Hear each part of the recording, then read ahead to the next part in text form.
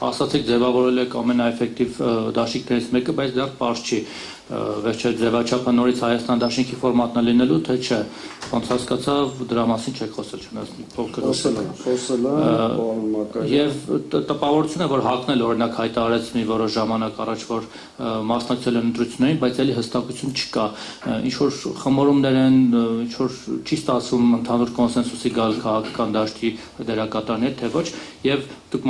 պատասխանեցիք, որ դաշնակցությունը անցողիկ շեմը կհաղթահարի, այսպես խոսակցություն կա, որ դաշնակցությունը իր 4-5%-ը ունի անցնելու,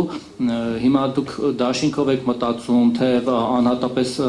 մասնակցելով թեկուզ փոքր տոկոսներ, բայց անցողիկ շեմը հաղթահարելով եք մտածում ավելի արդյունավետ կլինի, որ հետո գոնե միանաք իրար կոալիցիա կազմեք։ Ու մեկ էլ Քոչարյանի հետ արդեն հասկացանք, իսկ Սերժ Սարգսյանի ՀՀԿ-ի հետ քննարկումներ կան, հնարավոր է ավելի լայն ճակատով մասնակցություն, թե էլի ամենամեկը տարբեր ձևերով մասնակցել եք ու խանգարել եք իրար։ Սկզբից ներկա չէիք, այդ մասին շատ հստակ արձանագրել ենք, որ մասնակցում ենք ընտրություններին, նախապատվությունը տալիս ենք դաշինքային ձևաչափ։ Եվ արժևորելով Հայաստան դաշինքի գործունեությունը, բնականաբար առաջիկ քննարկումները ունենալու ենք դաշինքի մեր գործընկերների հետ։ Ինչի, այսինքն, ինչ եք կարծում, դաշինքը ձևավորվում է երկու կողմերի քննարկումների եւ համատեղ հայտարարության արդյունքում։ Այսինքն մենք ժողով ենք արել, որոշել ենք մասնակցել դաշինքային ձևաչափով եւ ստացել ենք ժողովից լիազորություններ, բանակցություններ վարելու ձևաչափը վերջնական որոշելու համար։ Հիմա այդ քննարկումների արդյունքում ես չեմ կարծում, որ դժվարություններ կամ մեծ անակնկալներ կլինի։ Մենք տեսնում ենք այդ հնարավորությունը, որ դաշինքի այսօրվա դաշինքի հիման վրա կձևավորենք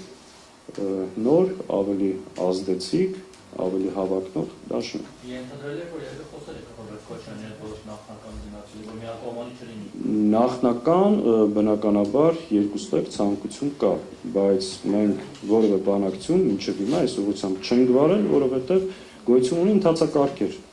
Այսինքն կուսակցությունը պետք է ունենար այդ որոշումը, որպեսզի կարողանանք այդ ուղղությամբ բանակցություններ վարել։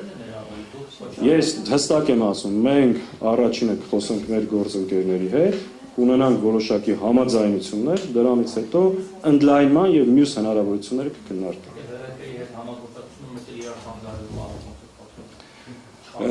Արդից օգտվելով այդ մասին եւս ասեմ, մենք գիտեք քաղաքական դաշտի միավորների հետ արդեն 1 ամիս է մի շարք կարևորագույն հարցերի շուրջ դաշնակցությունը իրականացնում է խորհրդակցություններ եւ քննարկումներ։ Հիմնականում 5 կետի շուրջ են տեղ ունենում այդ քննարկումները, որոնցից մեկը այո, միմյանց չթիրախավորելու եւ սլակները գլխավոր թիրախի ուղղությամբ ուղղելն է եւ անկախ նրանից, ստեղել որ հստակ լինի էլի մեր դիրքորոշումը, անկախ նրանից ընդդիմադիր քաղաքական ուժերը ինչ ֆորմատով եւ ինչ ձևաչափով կմասնակցեն այս ընտրություններին, գոյություն ունեն օրակարգային եւ կարեւոր առաջնային հարցեր, որոնց շուրջ համագործակցելը կենսական անհրաժեշտություն է։ Միմյանց եկեղեցու պաշտպանություն, միմյանց չթիրախավորել, քաղբանտարկյալների հարց, ընտրությունների վերահսկողություն։ Օրինակ մեր կարծիքով ընդդիմադիր բոլոր միավորները առնվազն մի քանի հարցի շուրջ նախորդ հայտարարություն պետք է անան, որ որևէ կերպ, որևէ պարագայում չեն համագործակցելու այս իշխանությունների հետ եւ մի շարք հարցերի շուրջ պատրաստ են միմյանց հետ համագործակցելու։ Եվ այդ բանակցությունները